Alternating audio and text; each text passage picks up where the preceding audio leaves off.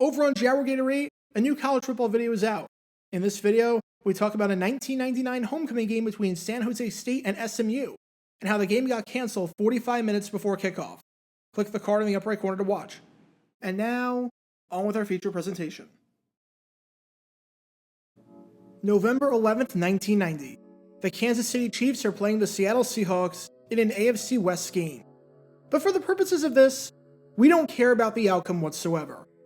Because if I said Chiefs-Seahawks game in 1990, odds are, the first thing that came to your mind was the performance of this man right here, Hall of Famer Derrick Thomas.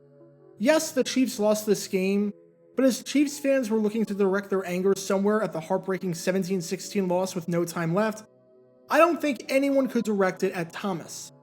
Because what Thomas did on this day was have one of the greatest performances by any defender in NFL history.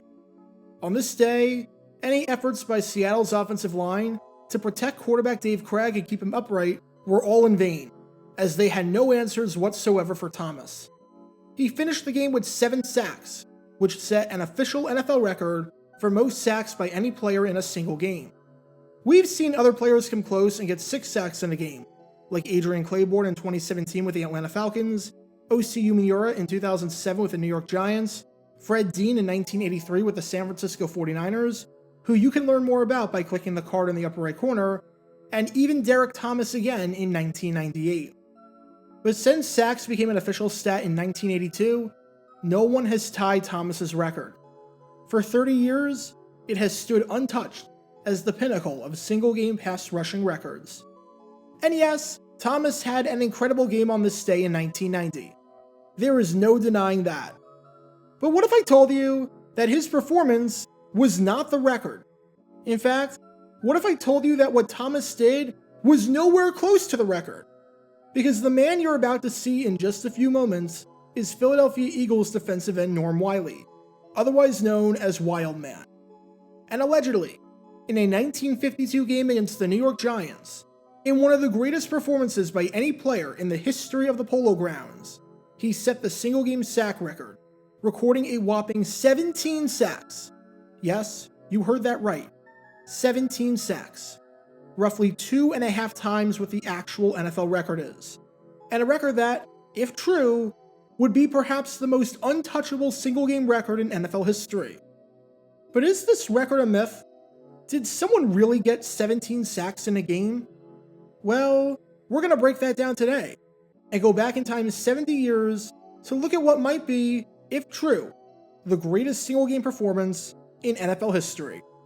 This is the story behind Norman Willey's 17-sack game. Before I talk about the actual record in question, and whether or not something this absurd is even true, we need some context to understand just who Wild Man is, how the game went, and how that number of 17 sacks was even calculated in the first place. It's October 26, 1952, and we're at the Polo Grounds for this matchup between the New York Giants and the Philadelphia Eagles. And this was a really big game for both teams, as remember that back then, only the winners of each conference made it to the NFL Championship. So at the 1/3 mark of the season, with 4 games down and 8 to go, if you fell off the pace for first place, your season was pretty much over. Philadelphia entered this one at 2-2, 1 game back of the American Conference lead, and New York entered this one at 3-1, tied with Cleveland and the Chicago Cardinals for the conference lead. If New York loses this game, then they lose their hold on first place. If Philly loses this game, then they have no room whatsoever for error the rest of the way. And when the two teams met earlier in the month, the Giants won handily, winning at 31-7. If things were going to change, then the Eagles would need to do a much better job at getting to the quarterback, as the Giants only lost 8 yards on sacks that day. And it would require a great performance out of this man right here, a 13th round pick at defensive end out of Marshall by the name of Norman Willey, also known as Wild Man. Whether he was wearing the number 44 jersey, or the number 63 jersey as he was in 1952, or the number 86 jersey, Willey was a force to be reckoned with, and you always knew where he was on the field at all times, even if footage is awfully limited, as you might have been able to guess. You don't just get the Wild Man nickname out of nowhere, you've got to earn it. And Wild Man immediately established himself in the NFL as a premier pass rusher. when after he joined the Eagles in 1950 and they held their first intra-squad scrimmage, he knocked quarterback Tommy Thompson down on 3 straight plays. Thompson was frustrated at his offensive line and said, "Somebody block that wild man." And the nickname stuck. He had a quiet game in the first meeting against the Giants, but that was the exception to the rule, as even though records were extremely primitive back then, according to Willey, who isn't exactly the most reliable narrator, he averaged about 3 sacks a game. And let's just say that in this game against the Giants, he was about to raise that average a ton. The Eagles won the game by a final score of 14-10, improving to 3-2 and keeping pace in the conference title hunt. And the main reason that they did it? It was none other than the play of Norman Willey, who finished the game with 17 sacks. Sacks were not an official stat that was kept track of until 1982. But I think it's safe to say that if sacks were kept track of back in 1952, that this would have been the all-time NFL record, as I don't know how you can top this. For some perspective on how insane 17 sacks is, on this day, the Giants threw 28 passes. Add on the 17 sacks, and they called 45 passing plays.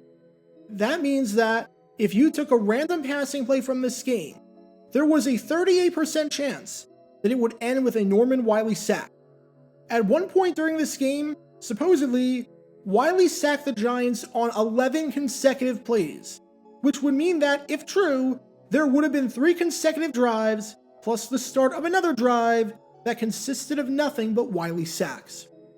We'll get into whether or not this 17 sack number is true and is 100% legit in just a bit, because there's literally no surviving footage from this game.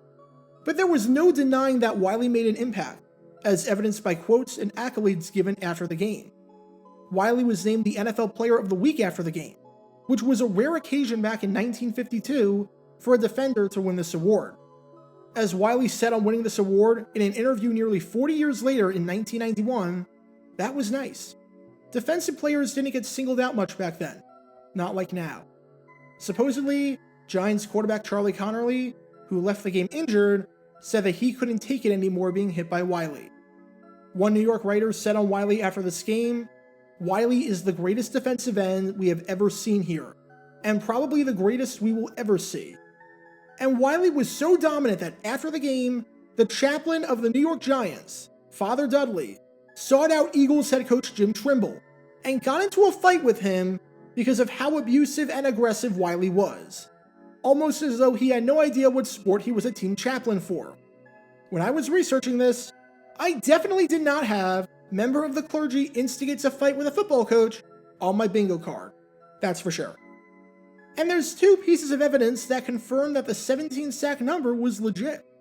Number 1, after the game, esteemed writer Hugh Brown of the Philadelphia Bulletin said, "Willey awed inhabitants of the Polo Grounds by dumping Charlie Connerly 17 times while he was attempting to pass. 11 of these dumpings came in sequence." So that's a pretty credible eyewitness saying that. And number 2, Willey remarked that the Eagles paid him a $170 bonus after the game for his 17 sacks. How the bonus system worked was like this. After the game, the coaches would watch film and see who did what and how everyone performed. Every time the quarterback got hit, you got $10. Sack the quarterback 3 times, you get $30. Sack the quarterback 17 times somehow, and you get $170. As Willey said on this, that week, I got an envelope with $170 in it, 17 times 10. That was big money in those days. I mean, there really was an incentive. An extra $10 or $20 was important. You'd get that envelope and think you were rich. For those wondering, adjusted for inflation, that's about a $1,900 bonus. Now I should note that this system was highly illegal and was banned by the NFL, as it was a bounty system of sorts, with Willey saying on this years later, "This was illegal. The teams did it. The league, I think, made them stop doing it because it was illegal, giving incentives for hitting quarterbacks." But there you have it, a 17 sack game, verified by one reporter who was there and verified by Willey's bank account. However, it's not that clean, and it's not that clear-cut and dry, because this is one of the most fascinating mysteries in NFL history, because this was 1952, and stat keeping was nowhere what it was today. How many sacks did Willey really have? As you can probably guess, this number was, in all likelihood, exaggerated, especially because you think that anyone who got 17 sacks in a season, let alone in one single game, would go to the Pro Bowl and would be named a first-team All-Pro, which Willey was not named. But no one knows how much, because every report says something differently. And even Willey has changed his story a handful of times on how many sacks he actually got during this contest. I was able to find this article from the Green Bay Press-Gazette, which acknowledged that Willey had an unbelievable game, but said that Charlie Connerly got sacked 13 times, not 17, and that it wasn't just Willey who was helping out on the sacks. Eventual Sports Illustrated writer Paul Zimmerman, perhaps one of the greatest football writers of all time, and the football journalist of a generation, actually happened to be at that game, and happened to be one of the 21,458 people in attendance at the Polo Grounds that day.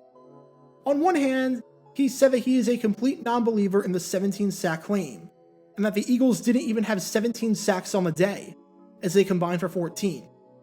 On the other hand, even though he thinks that number is grossly over-exaggerated, he gives Willey credit for 8 sacks, meaning that even if we only think of half of Willey's claimed sacks as legitimate, that he still got the single-game sack record over Derrick Thomas.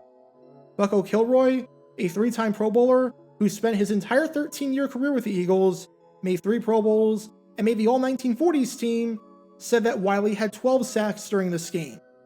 And even Willey, since no one would believe him about the 17 sacks, said that he had 15 sacks in this game. So even he's a bit unsure of himself.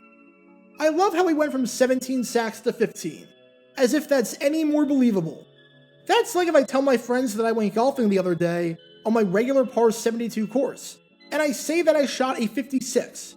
No one believes me, so I say, fine, I shot a 57. That doesn't really make it any more believable. Both numbers are still outrageous and are not comprehensible in the slightest bit.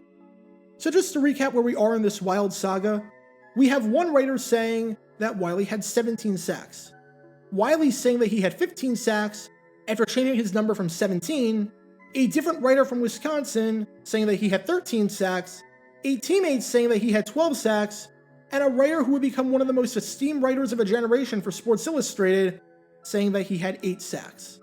5 different accounts, and 5 completely different numbers, all of which are above what would be the single-game sack record in NFL history. No one truly knows how many sacks he had, but it's not like he's claiming he had 17 sacks when in actuality, he had 0.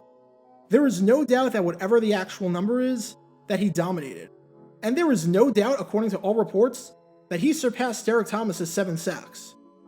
And I think that the story of Norm Willey is so fascinating, so overlooked, and might be one of the most beautiful things in NFL history. Seriously, in today's day and age, everything is tracked. Willey even said it himself, saying, I look at the defensive stats after a game, and they've got hurries and pressures and forced fumbles. They probably keep track of how many times the guys burped during a game. And that was over 30 years ago when he said that. Think of the exponential growth due to next-gen stats. Everything in NFL history when it comes to stats nowadays is pretty easy to find. And yet, here's a guy who 70 years ago may or may not have set the all-time record for most sacks in a game. And if he did, no one knows how he did it. Outside of whatever the first quarterback is to throw for 8 touchdowns in a game, the single-game sack record might be the most coveted single-game record in the NFL. And yet, no one knows what that record actually is. It's one of the few mysteries that we have left in the NFL. It's one of those things, especially since there's no surviving footage, and just about everyone that was there that day has passed, that we may never truly know the answer to, no matter how hard we research and look into it. And there's something uniquely charming about that. Because in 1952, the Wild Man had a wild game that has caused nothing but chaos in the record books ever since. Get your official Jaguar Gator 9 merchandise by going to jg9shop.com, and be sure to like this video, ring the notification bell, and subscribe down below if you haven't already, as it helps the channel out a lot. And be sure to check out Twitch every Wednesday night at 9 p.m. Eastern for your chance to play NFL trivia and win cash prizes. Link in the description below. If you want to see videos like this condensed down to 60 seconds, then follow me on TikTok at JaguarGator9. To see college football videos, subscribe to JaguarGator8. To see highlight videos of players throughout the history of the NFL, subscribe to JG9 Highlights. Also, special thanks to all of our Patreon supporters for helping out the channel. Your support is greatly appreciated. So you can become a patron and request future video topics in the description below.